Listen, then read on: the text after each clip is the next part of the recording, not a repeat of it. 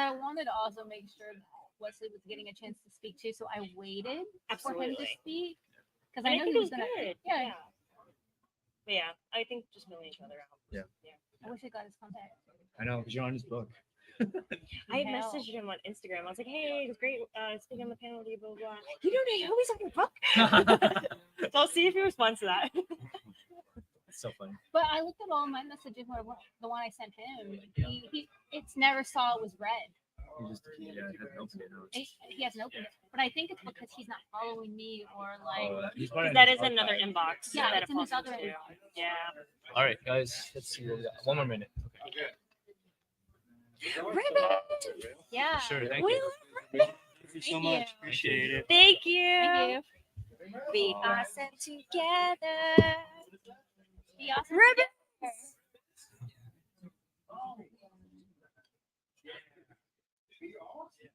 Who has the longest ribbon trek here? Show me your ribbon. If you want more, I have several I can give out. Some people got them like as long as hair. That's nice and long. There we go. Wow. All right. Oh, wow. Like she beat you. We can add more to it. Does it go to the floor? Can you tie it in a knot? Oh, did you want to include the PDF doc Oh, as well? They don't have a computer. Oh, Yeah. It's 4 o'clock. Sure. Yes. Sure. Are we good to start or should we? Okay. Hi, everyone.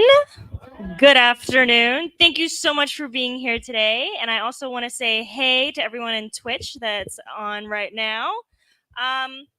So before we start our panel, I just want to shout out the track sponsor for 2023. The track sponsor for this year is Zacket. And for over 22 years, they've been empowering lives through disaster relief, food distribution, orphan care, and many more. Their top-notch ratings from Charity Navigator and Triple B, Wise Giving Alliance, means your contributions are going to make a difference. So visit zacket.org.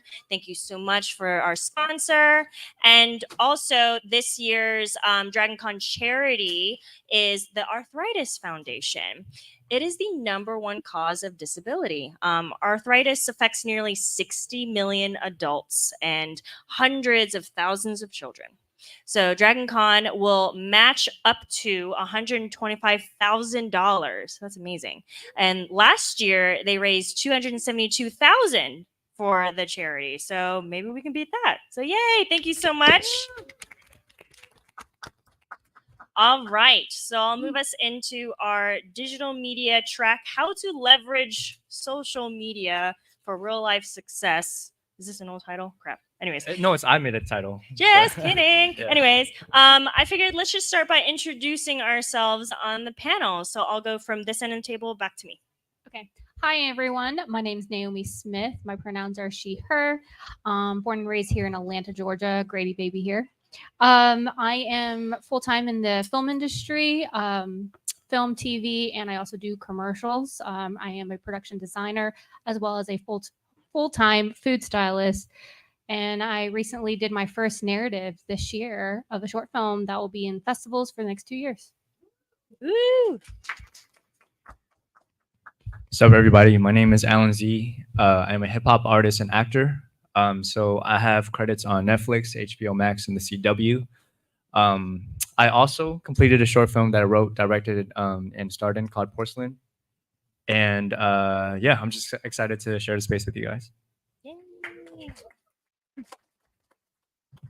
Everyone, my name is Jack Ha. I am an actor, producer, and comedian, and I work in the film industry for quite a while. And yeah, just happy to be here. Yay. Yay. Hi, everyone. I'm Michelle Pokopak. I am an actor in both theater and film here. I have some credits on Netflix, on Hulu, Stars, all that jazz. And I also do some activism work, and I am one of the co-founders of an organization here called East by Southeast. We try and connect and support local Asian artists here in Atlanta. And I want to also speak for Ami Vyas, who was our other panelist, but unfortunately she could not make it today due to a family emergency. But just to give a little bio for her, she is an actor, director, and advocate for Asian artists. She's been a fixture in Atlanta for 20 years. And for a time, she was Atlanta's first and only AEA, or Actors Equity Association, member of Asian Indian descent. She is also a co-founding member of East by Southeast. And she is looking forward to making stories that transcend gender and color into the new normal for American theater. So round of applause for our panelists. Thank you so much. All right, so I figured let's start with defining what is digital media. So from what I was able to pull, digital media, it's a broad term. It refers to any kind of media that is transmitted as digital data, can be viewed, listened to, seen on a screen, or heard on a speaker. This includes a wide range of platforms, products, industries, such as audio with podcasts, audiobooks, digital radio stations. Video, of course, would be streaming services, virtual reality simulators, YouTube, etc. You got social media. So you got your Twitter or X, Facebook, Instagram, LinkedIn, Snapchat. You got text, so blogs, ebooks, websites, images and graphics such as brand identities, social media ads, memes, and then mixed media can be like video games, interactive web platforms, stuff like that. So now understanding what kind of subjects we're going to talk about. I just wanted to open it up to our panelists as far as like how we've been able to use it for our careers and some of the things that we've seen as well. And then by the end of the panel, we'll open it up to Q&A as well as to our Twitch stream. So just open forum. So how have we been able to use digital media for our professional and personal experiences? Since I just started a project on my first narrative, if you're choosing to write short stories or want to be part of film festivals, through my experience, we have a company called Seed and Spark here in Atlanta that really supports indie filmmakers like myself. And with that, it is a crowdfunding platform, but it's really geared towards film industry. So you don't get all this other fundraising. But how I was able to raise fully $28,000 in 1 month. Most of it was for friends and family. And how I did this was I actually wrote out, like a crazy person, I wrote out my whole network on a spreadsheet. So when I sent out emails and newsletters about my project, I wasn't going to overdo it or get people upset from oversharing my project that they don't want to be a part of this. They don't want to be a part of it. That's fine. But at least they got a chance to see it. And a lot of my friends and family was able to share my project because of that. The platform of Seed and Spark made it easy to share. You could see everything you needed. It was all in one place. And I also shared it with my Instagram, creating its own page. But if you have your own company, for example, if you are a writer, artist, you want to be able to use social media as your brand, as your image, depending on how you want to be seen. And that's just an example for me. Like I created a separate page because I didn't put out my production company yet. So I kept my page just separate for the name and title of my project, which is called I Love You, which is an ode to my grandma who passed in 2008. And I created this project for her. And it was about her Alzheimer's episode at dinner before she left back home. And with this, Seed and Spark is important, linking it to your other social media platforms like Facebook, like Instagram or Snapchat. You can link in any of your social medias to Seed and Spark if you're creating a project like that. But other than that, I was also able to reach out to podcasters for indie filmmakers. So if you're interested in trying to put yourself out there and you want to get more attention to your projects and talking about it, like one of my friends said, they gave me an advice. They said, at least market your project 6 to 8 months in advance. if you want your project to ever be seen or actually get proper funding. 30 days isn't a lot of money, and depending on how much money, like I've seen some New York campaigns get up to $100,000. I don't know who's investing in that, um, but when I looked at the amount of followers that are on Seed and Spark, because Seed and Spark is up to 85% of people reaching their goals, is why I was interested in using that platform versus like Indiegogo and other platforms. And I'm very impressed at the fact that most people got a chance to raise money for their projects and finish and complete their project, which was also a big interest. I didn't want to be one of those artists that started a project and didn't get it done, because that would be very discouraging for me or anyone that was a part of it. But that's my take on it. And if you wanted to know more, you can ask me after this. So it sounds like there's differences in public versus industry facing. So like, who's your target audience, right? So there's a lot of accessibility that comes with digital media, social media, links, crowdfunding. So they're all interconnected. You can find someone in whatever platform, even if they don't have this other platform, right? It's the fastest way to send information. Thank you. So I was trying to give you guys like a Cliff Notes version of my past to lead to the present. So as a teenager, I got into the music industry like really young, and I was like scouted by like major labels. And the thing that kept like stopping me from like reaching my goals was my race. And they would tell me to my face like, "Hey, like we really like you and we want to put you out, but you're Asian." And so being told that over and over and being shelved and being kind of like put on the back burner made me like switch gears and really tackle the internet, because I'm like, if they're not going to put me out, I have to put myself out.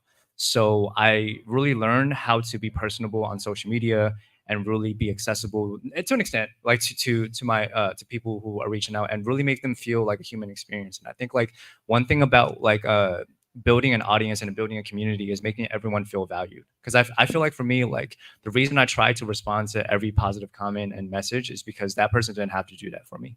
So when you're building a community, I would encourage you to see people not as numbers, but as humans, you know, because we're all trying to get through life together. And if they are coming to your page or coming to your shows and giving you their time, like they need to be appreciated. So what I was able to do, especially this year, was I used my social media social proof, like having like followers and numbers and whatever, to translate that into real life stuff. Hence my long ass title for this panel. I went on tour this year, like by myself, like from like January to July, like a madman. And the way I was able to do it was I had a really good EPK, which is an electronic press kit, as well as my social media like credentials. And so these companies looked at it and go, okay, he's a good investment.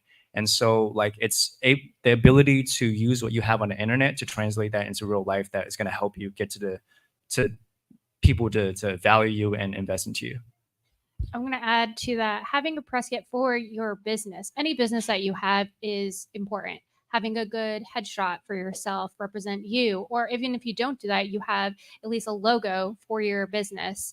Anything that you want to share out there. So if you ever get interviewed by a blog, a podcaster, or our other social media platforms, you have something to give to them so you don't have to scramble. Having that either ready on your desktop or having it in your Gmail where you can quickly share it to someone in your Google Drive of various things that you want to put out there. And you update it with either little images or little GIFs or updating your logo. That all is very important for your business in the long run. And doing it on the go. It's obviously, speaking as artists here in this panel, you know, you're told a lot of times, you know, create your own work, make your own stuff, right? Especially when you feel like you're limited or you're not given certain opportunities or chances.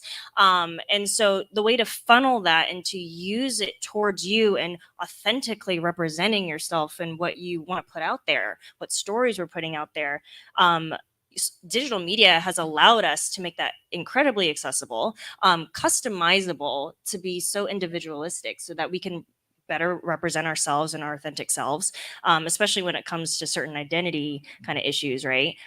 Being told no when, you know, you're told you're not marketable, or like there's not an audience for you, or blah, blah, blah, BS.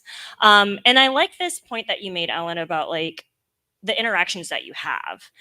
I mean, you can think about it in a logistical standpoint. Like, yeah, the traffic patterns and all that stuff is really great. But like, we got to remember there's people behind these screens and people behind these accounts. Hopefully they're not bots, but you get to, have a moment with them and like talk to people from around the world because of that. So the fact that you take time to respond to people, that's huge to me. Because I know the bigger you get, Yeah. like people don't even manage their own accounts. Yeah. And I know there's a safety issue to a lot of that most of the time, but I mean, that connection is so important and Yeah. invaluable. There is a downside though, like because I do have fans like that are international fans, and these sometimes call me, and I just have to like mute it because like there's like boundary issues too. If you're like, Yeah. so you just also got to be careful and just kind of set. certain Chappell Roan boundaries. just talked about that of like the privilege of Oh, like, yeah, yeah. I think the internet. I'm sorry. Go ahead. yeah, go ahead. The internet kind of make people feel that you can talk to anyone at any time and that they're entitled to your time, but you also They're people. Yeah. Right. I want to open to Jeff. Yeah. Oh yes. So yeah, piggybacking on that, there are people, right? I think what's important is like, whatever you're trying to do is facilitate that open discussion, but in a right manner. Which starting out as an actor, I don't know if like it's different now, back then, but like you have to use a lot of platforms to really market yourself.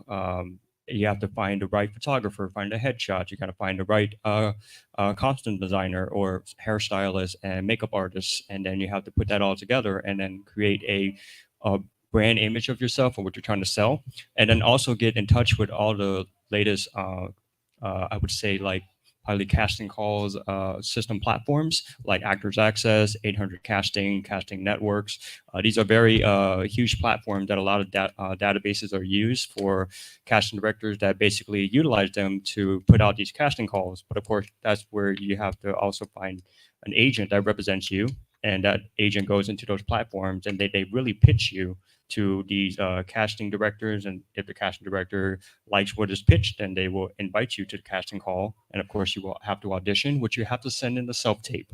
And the self-tape is a whole different story, which also went digital media in itself, because you have to take time to actually self-tape at a space with good sound, lighting, and camera direction. Your own producer. at that Basically, you're point. producing everything. You're doing Yeah. your own costume, hair, and makeup, and everything. And then you gotta understand how to edit yourself, and editing everything together, and put that package, and hopefully send it off into the void, and you get a callback.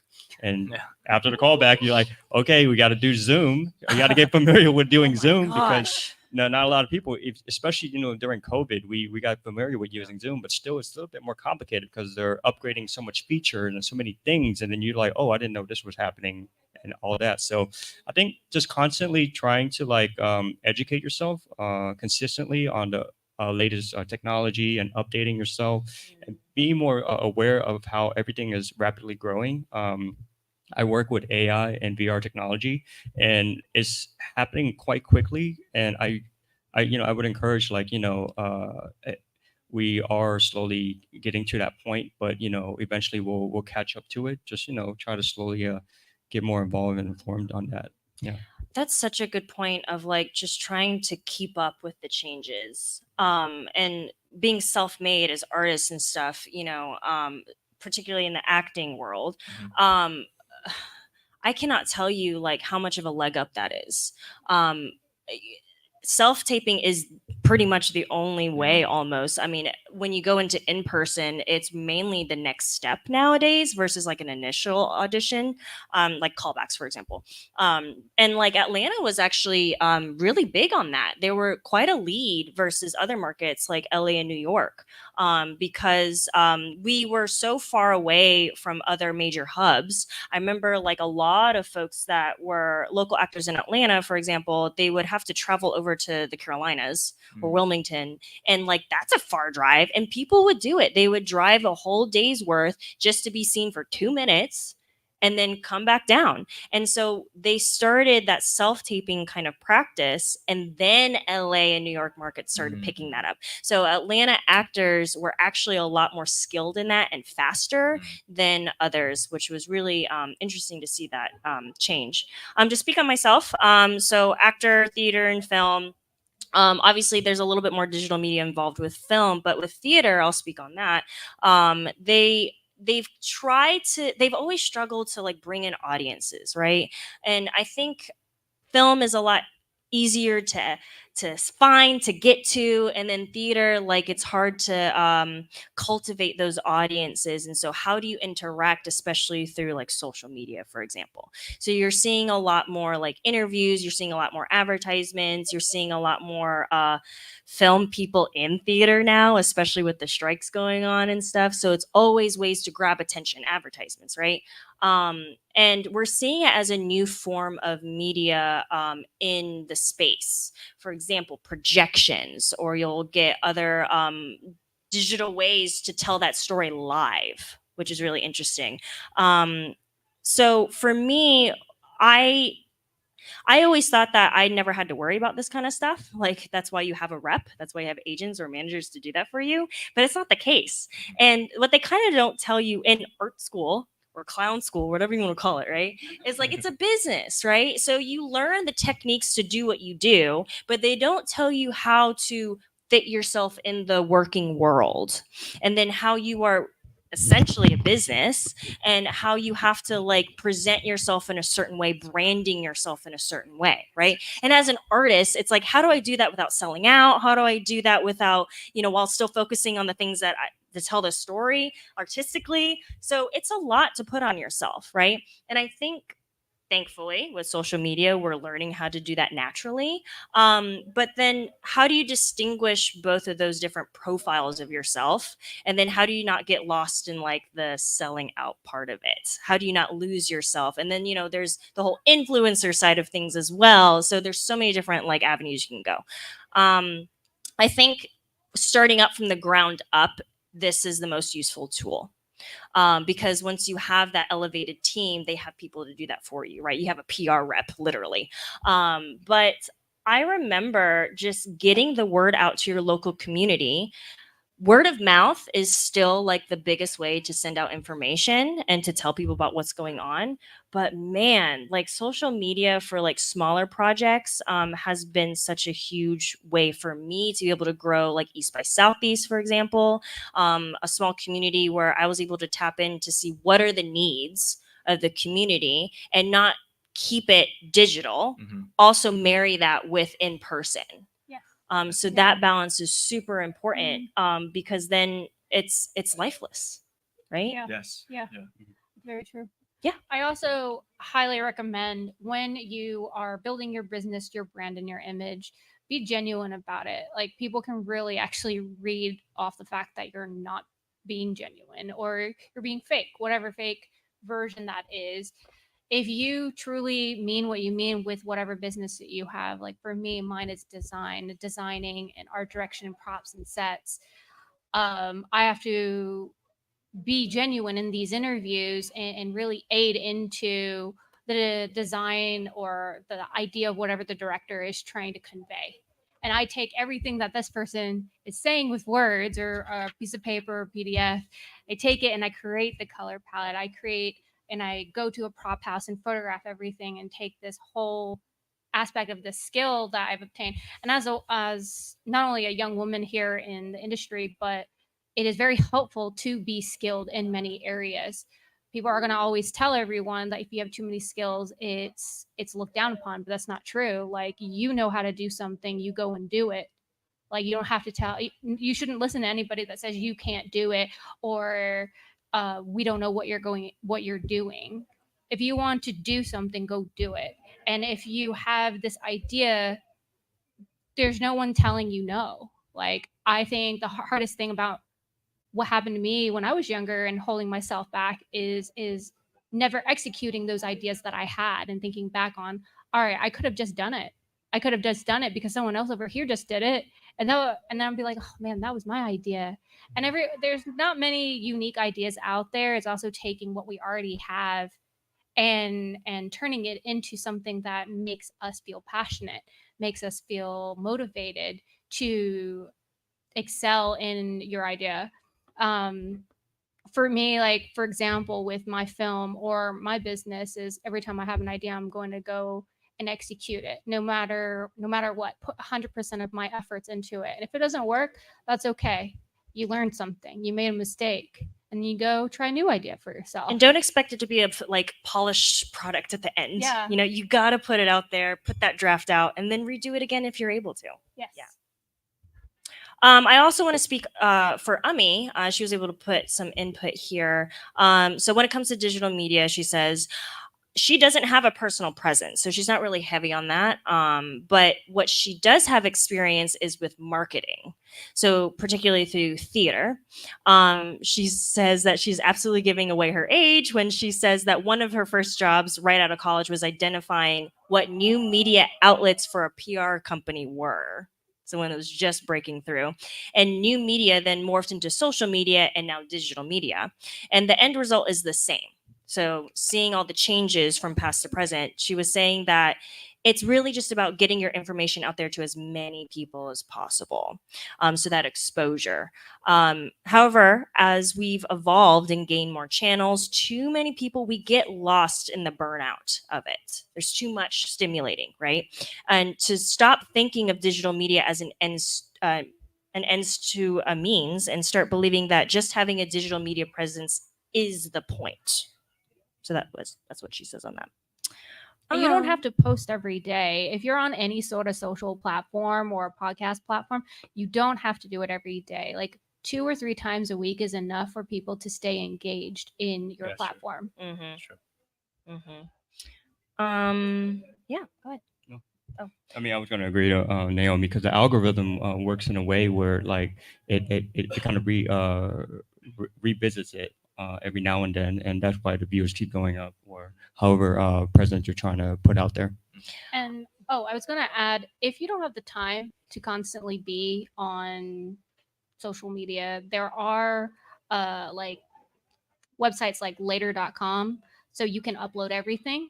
You can upload your image or your video, and it will post it for you. You can set the time and date, so you don't actually have to be on your phone if you're working, if you have other jobs, as you're slowly building that image and brand for yourself. It's already a full-time job doing all these things. Yes, honestly. that's true. I also want to talk about job opportunities. So, we've kind of relaxed out of this formal like setting, the conventional of how to apply for a job, how to connect and network, right? A lot of it now is digitally. So can we speak on have we been able to find any opportunities or success by just getting it through, a post that we saw that, hey, they're looking for this kind of person, this pay, blah, blah? Yes, I've gotten most of my jobs through Facebook. Oddly enough, I am part of all these different groups. If you are a writer, like I'm part of indie filmmakers, and I'm part of these other platforms. I think one of them is called WearSpot, which is I actually don't know why it's called that, but I apply immediately, message, they're like DM me or email me your resume, and I email them, and I have gotten really, really good jobs off of Facebook, and I'm always surprised when that happens, and they pay really well, or at least decent enough for me to be like, oh my gosh, I'm going to take 10 to 12 hours of my day being on set with these people that I've never met, but it's actually quite worth it. Do you have a vetting process? No, I actually have no idea how many people submit through the comments. It's like if it's over 50 comments, I'm like, I'm still going to submit anyways, because I don't know what these people's resumes look like, but I know what my resume looks like. And I think I have a fair chance of getting this because of the clients I've worked with, because of the production companies I've worked with, and the directors I've worked with. So if you think you don't have that shot, just make your resume not just black and white, because if someone's looking at your resume all the time, they're looking at hundreds of resumes. Mine's a little bit, I have 3 different colors. Each line is bolded, and I have clients separated from the production companies and from the brands I have worked with. And I can fully state what I have done and how I did it. But I'm not going to overgive too much information. It's pretty straightforward, easy to read on the eyes, and you have to understand a resume has to be legible. If there's too many words, no one's going to look at it. If it's too compact, no one's going to look at it. Your name also has to stand out, and your contact information has to stand out, or they're not going to reach you. If it's too hard to like find the information, they're going to just skip you and look at another resume. I don't use a resume a lot of the time. So I'm going to speak on, those kind of opportunities where you just submit yourself and it doesn't include a resume. It includes a picture, maybe a little blurb about yourself. I just think about the days of like when a lot of things were like found on Craigslist. Oh, okay. Remember that? It's still there and people still do that. But like now the options are like unlimited, right? Especially in the artist spaces. And the reason why I ask about vetting too is like, you get that risky situation sometimes where you're like, I don't know this person, I don't know this production, I don't know this opportunity, if they're actually going to pay me, if they aren't being transparent about some of those details. This is where Google comes in. You can totally look anyone up. If you Mhm. feel like it's sketchy and you have this gut feeling, maybe listen to that gut. Maybe it is sketchy, Mhm. but you can still look up every company. If it looks legit and you can see that they've done like high-end clients and it's a real company, what's the point? What's the loss in just submitting yourself and seeing if you're going to get a chance to work with these people? For sure. There's, of course, a number of due diligence that we should all do on any opportunity. But thinking about like, for ourselves with any like artistic opportunities and stuff, have we found any challenges with that, with finding it through those digital spaces? God damn it. Okay. I'm just gonna freestyle some down. Yeah. I'm the only one. Well, I think like Like, have you found anything through music gigs?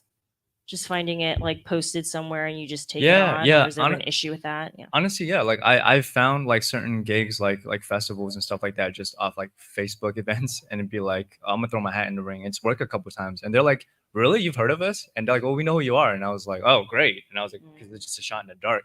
But you never know until you submit yourself. And I think as an actor too, I think it helps having a good digital media presence, because I've gotten like some audition opportunities just from people saying I came across you on Instagram, which sometimes sounds really sketchy. So like just fair But warning. it works too. But once you do a vetting and you're like, oh, this is a reputable casting director, it sometimes it comes through. So I think like nowadays, I feel like social proof is so important if you're stepping into the digital media space. Like similar to what Naomi's saying about vetting you if you're to see if you're sketchy. I think they want to vet you to see if you're marketable or if you're reliable, and they want to see if you can do the work, and also do you have an audience that they can benefit from. Since I am not an actor, in my world, having good references really does help. If you have anyone that you've worked with professionally that will really vouch for your work ethic, that it makes difference. It really, really does, because the chances of that person getting called and talking positively about you is pretty close to 90% more likely of like, okay, have you worked with Naomi Smith? What is she like? What can you say about her? What pros and cons? Like, that does happen. I think the big thing I've seen is like building this portfolio together, right? So people come together to collab, and then that is where a lot of the references I've seen come from too. Yeah. Because like you see some sort of content posted, right? And you're like, oh man, who did that? And you're usually tagged now, right? So that ability to just someone's looking around being like, oh, I love what they did here. Oh, who did this? Oh, that's listed as this person. Bam, let me contact them. Yeah. So easy, right? And that exposure has been really, really great. And I found a lot of opportunities to that as well. And I'm also want to add that with social media, if you want to step away from that and also have a very, very good portfolio, just a website, that's very possible too. Put all your efforts in one place first, if that's a good place to start for you. Your portfolio is something people are going to see. Make it not cluttered, because any weak piece of like work or photo of yourself online, that's what people are going to look at. They're going to look at the pros and cons to the extreme. So put your best face first with your work, whether you're an illustrator, whether you're a writer, whether, for me, I'm design. I don't want to put any of my designs that are not good or doesn't show the best part of what I can do. And you start gathering all of this information, and don't forget to also update either your social media, update your portfolio, your websites, because that does help to show the most relevant work. It's a working, living thing. Yes. Yeah. I know in the acting world, there's always that question of like, is my social media presence a huge determining factor in like me getting the opportunity, being cast, stuff like that? And it depends a lot. And a lot of the feedback that I've heard is mainly no. But how true is that? I don't know. I've seen it actually hurt people. Because it's depending on what they're posting and how they're presenting themselves. I mean, of course, you got to look at like what the opportunity is, right? So, like, if I'm auditioning for Disney, for example, that's a very clean cut kind of brand and style, right? So, if I'm posting more adult themed things with certain language on top of that on my personal pages and it's not private, you got to look into that, right? So, like Adult Swim might like it. Right. Yeah. But what is the pitch here, you know? Yeah. So just catering to that Know and your being audience. conscious. Exactly. I kind of want to move us into one more subject before kind of opening up to Q&A really quick. So AI.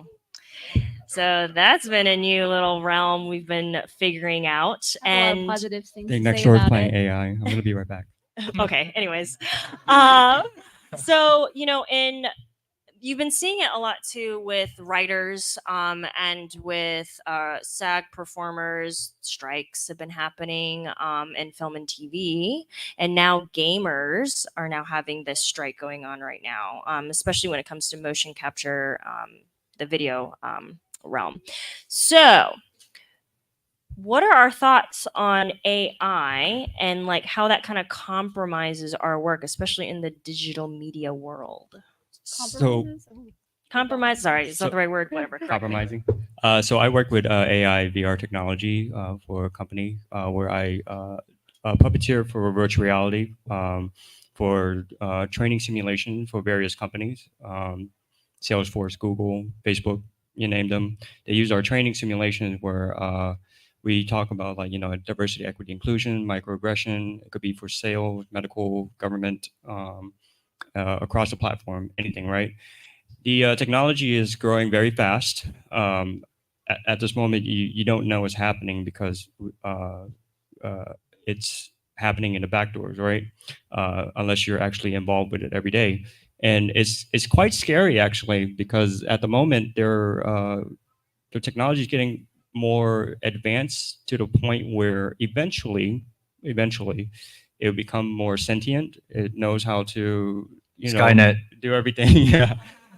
Terminator style. And but I think what's is good now at the moment, you can utilize it to your advantage, which I highly encourage you to do if you don't use it today. I personally use it on a daily basis. ChatGPT 4 is great because I mean, I know a lot of lawyers, doctors, so many professionals use the technology for their advantage, and they don't know the difference. The only difference is that it is written by AI, but you have to personalize it afterwards, right? Yes. But that's the only difference you have to do. But it is very beneficial if you have anything you need to draft up a business plan or starting a business or anything you need or like drafting up anything that's contract, monetary values, whatever is needed. I highly encourage you to try to utilize that because it saves so much time and energy and efficiency. It is a beautiful, useful tool to try to use to your advantage. And we're at this world at this moment where if you unfortunately things are happening much faster, right? So how do you keep up with it? Well, use that tool and use that AI technology to your advantage and try to work your way through that. And it could even help you with social media platform, telling you how many times you need to post, when to post, how many views you're going to get. It is so smart and the data is so accurate. I just think like it is a disservice if you don't use it because I just feel like it's a leg up, something just to use. I'm going to add on this. So, like our title says, how to leverage social media for real life success. So, ChatGPT 4, I've played around with it a lot with me, my partner here. So, he's over there, the other Mandalorian.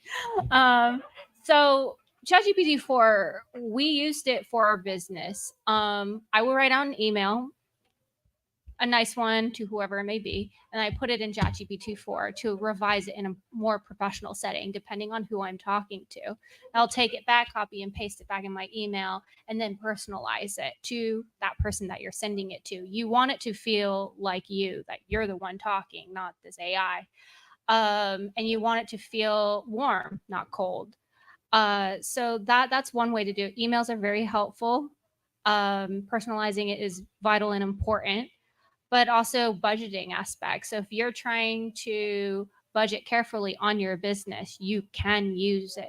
It's very, very good with research. So depending on what you're using it for, research purpose, or even with social media, you want to know the latest trends, the latest hashtags.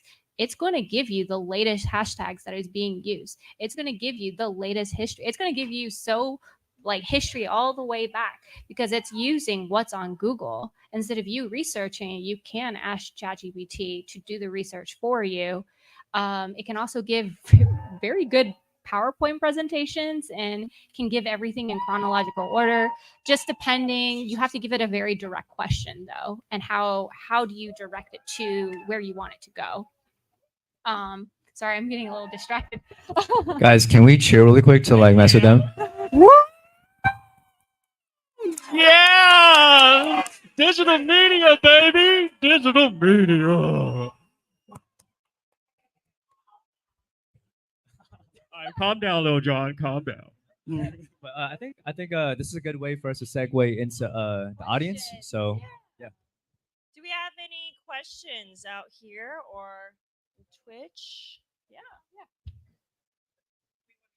Oh, yeah. Please, if you guys want to like use the mic, feel free to. You can line up and Start lining up if you I have think a it's also question. so that the folks on Twitch Twitch can can hear hear it. it. Yeah. Yeah. Thank you. So you talked about using digital media basically as PR. That's what I heard.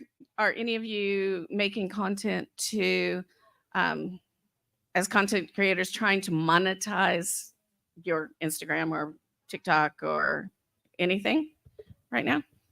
So the sad thing is I feel like that's kind of iffy because I remember. Okay, so I had a TikTok that hit like 2.5 million views, and I got like $30 from it. So like I was like, I'm gonna monetize a different way. That's I'm gonna lunch. use social media as a way to get real money, not $30. So I mean I know some people have gotten good. Hello, can you hear me?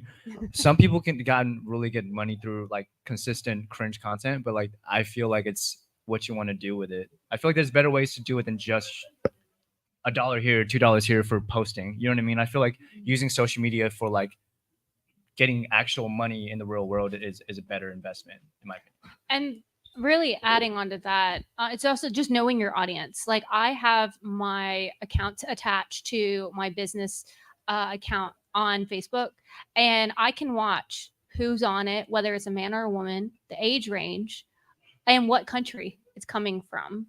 And I find that data to actually be very useful because you want to know who your audience is. Do you want it to be seen by everyone, or do you want it to just be seen by women, by men?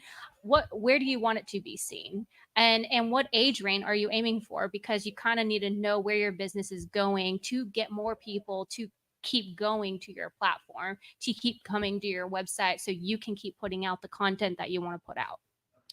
I'd say for me, especially as an actor, my face is the brand. Yeah. And so I do not see myself fitting in the influencer world. Yeah. And I do not see myself being pigeonholed, which can unfortunately happen. Yeah. So you have influencers that have been able to grow up and step up as an actor, for example. But if you think about like Flo from Progressive, who was like one of an OG influencers before like TikTok was a thing and stuff like that, right? If you want to think of it that way, when you see Flo, which you rarely do, in other settings and characters that are not progressive, you as the audience member gets taken out of it, Yeah. right? So you can't imagine that face or brand in other ways. Same with influencers. I feel like, yes, there are advantages to that. However, you can get pigeonholed in a way. And for my career and how I'd like to like carve that, I don't see an advantage and I don't think that fits me. Yeah. Yeah. Okay, so we have a question from the stream here from Saffron Soleil. I hope I'm pronouncing that correctly. They say, I am an Asian performer. I super appreciate the representation here. My question is, how do you manage the expectations and the fears with losing money on making a project? We wear so many hats as artists, but how do you pay for your day-to-day while you wait to hear back on jobs? Yeah.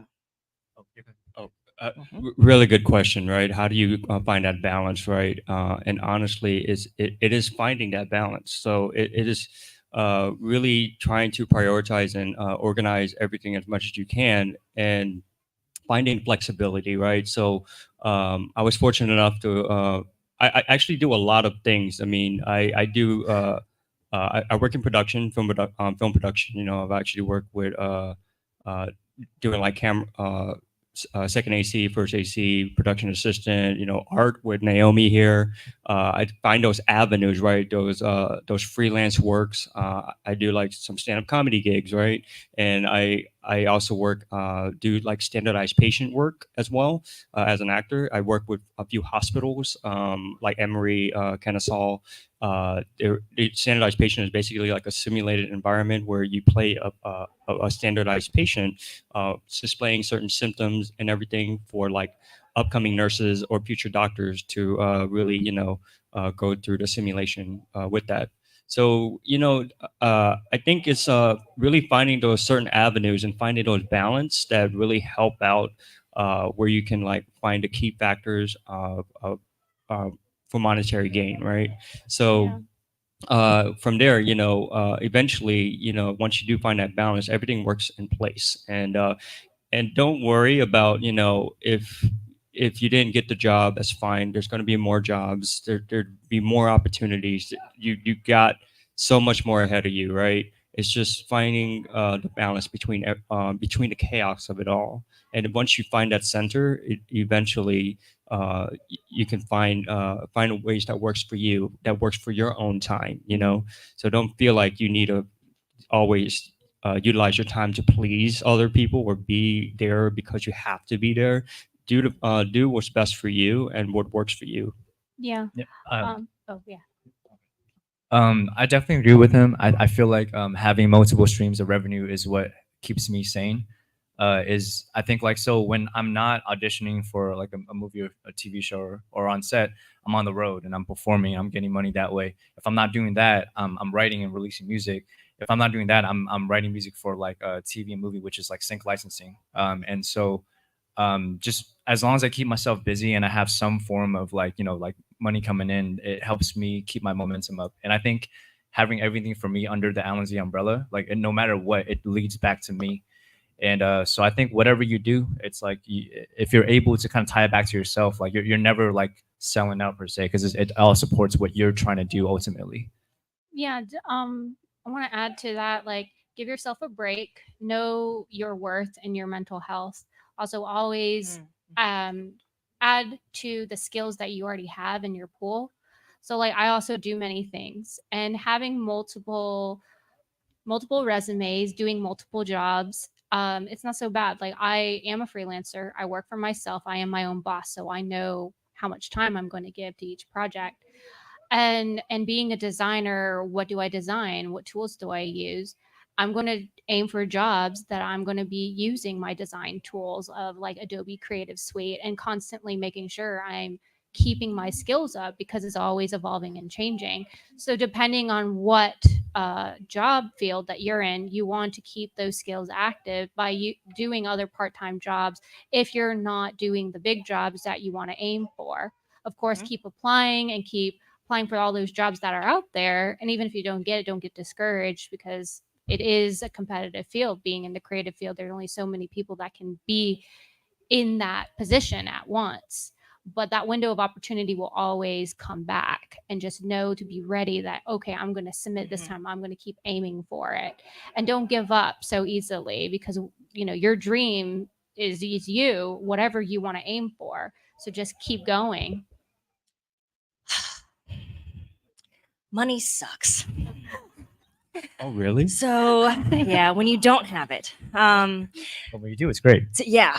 So for me, para mí, when I started out as a theater actor, you don't make a lot of money. And it's like, oh, how do you follow the dream? How do you stay in it and like validate yourself that you can make it and you can make this a living and all that. As artists, it's normal and it's encouraged to be a multi-hyphenate, to do many things.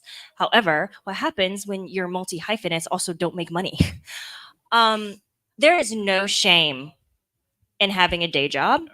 There is no shame in having more than one job. Sometimes those jobs are literally just to pay the bills. But I want to encourage you to use that and to remind yourself that that's all that will be. And I think a lot of times we get sucked into the job that pays the bills, and then we make our whole world revolve around that job because it's that life source, right? And we get lost in the shuffle. We get lost in the hustle. Make right? some noise, y'all. Yeah.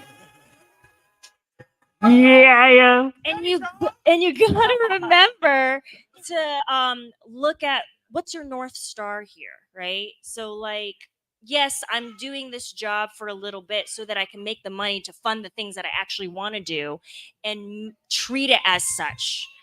If your North Star changes, that's okay too. But just have those check-ins with yourself and treat those side jobs as side jobs, even if it's a full-time job. I think the other thing too, with being a multi-hyphenate, it allows you to try new things and allows you to learn those new skills. So go for it. You never know if you hit the jackpot and you find something that, wow, this actually really aligns with what I want to do and how I want to do it. And I can mesh the two worlds together. Yeah, be around people who really support you. Don't be around those that don't support you at all. Like, it can really bring you down. Like, find the chosen family that really brings you up and puts you in a better headspace to keep achieving the goals that you want to achieve. Yeah. Anyone else? Yeah. Yeah. Oh, yeah. Oh, the kindness. Oh. Make some noise for kindness. Yay, kindness. Yes. Yeah. Just kind of following up on what you were mentioning on like finding a community to kind of like build you up on that.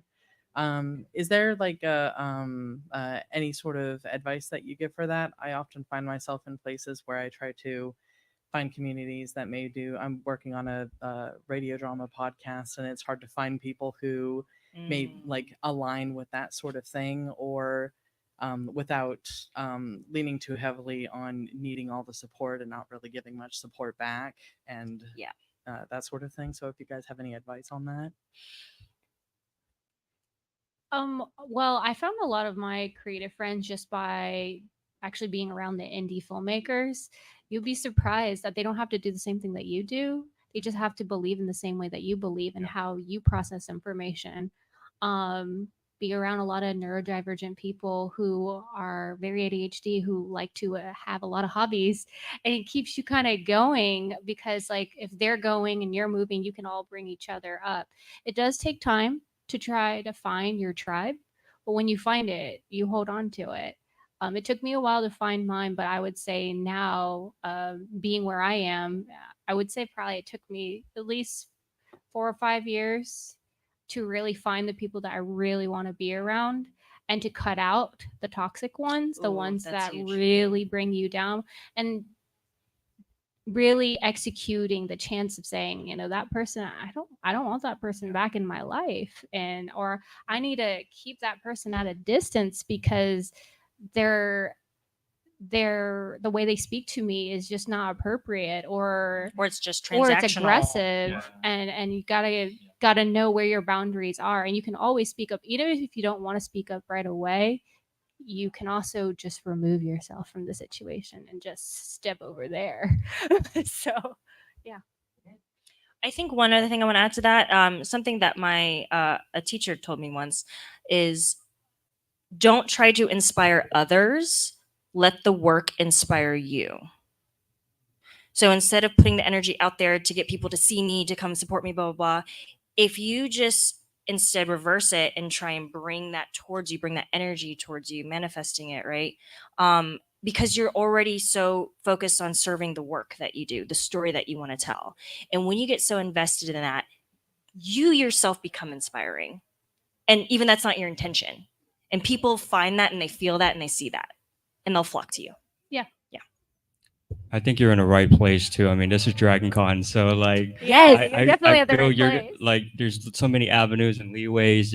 You eventually will get there. Like, just you being here, you're making an impact, right? So eventually, I think it will happen.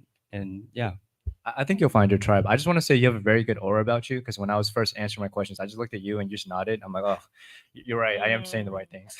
So yeah, you have good energy about you. I think you'll find the right people. Great.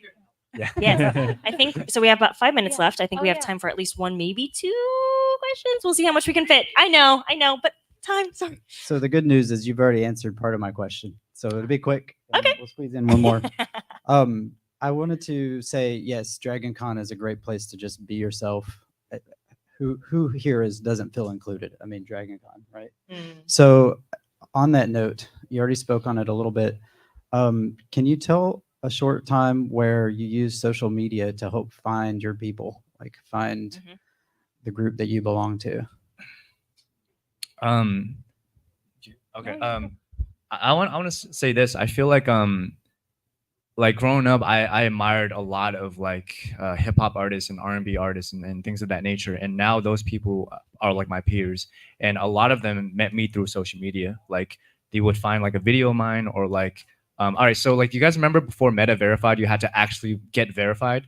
I was one of the last of the Mohicans to get verified the right way. So I remember that period of time when it meant something. A lot of celebrities I looked up to found me because I guess I joined the Illuminati or something, and like they all were like, oh, you're one of the cool kids. And so through social media, I was able to connect with so many people I grew up listening to. And I as much as I hate social media, I'm so thankful that I've met these people and now I can call them like a friend. And so I think yeah, it can be a powerful tool if used the right way.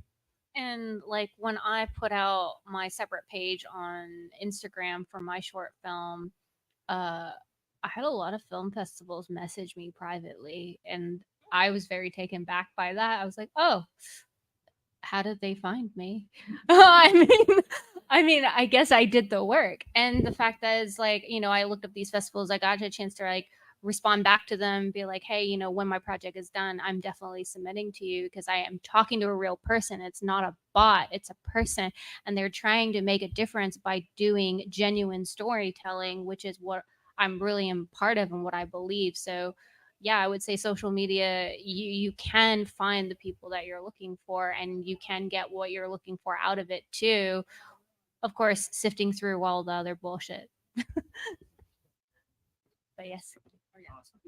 Hey, this has been great. Y'all are very, Thank you. very helpful. My question is sort of 2 parts. Like, I'm thinking about starting a podcast, and this applies to other things in the arts, but it's like, how do you determine breaking into a place where there's already so much and attacking that is like, do I want to do something that's differentiates me, or doing the authentic thing that's maybe like an idea that's already happening a lot, and how to decide between those 2 things, I guess. Making art for like what the masses want, and making art for myself, I guess, is the question, sort of. I would say definitely make the art for yourself. Exactly. Like I said before, the genuine passion will come through, but you also have to market yourself. Even though you want to put out your content and your meaning of whatever story you're trying to convey through each episode in your podcast, like back on what Michelle says, bring what inspires you and put that out there, and don't forget what that means too. Don't lose yourself. Like, there are plenty of people who's already lost themselves. You don't need to be one of those people, because they think it's more rare now to find people that is generally about their passion and their creativity. The maintenance of doing something that you no longer care about is soul sucking. Oh yeah. So hang on to what you actually want to talk about and make that. Got it. Yeah. Thank you. You're welcome. Hello, everybody. I'll make this Hello. super quick. I love all of y'all's work, especially you as Helen Weathers in A Christmas Story. You're a girl ahead of her time.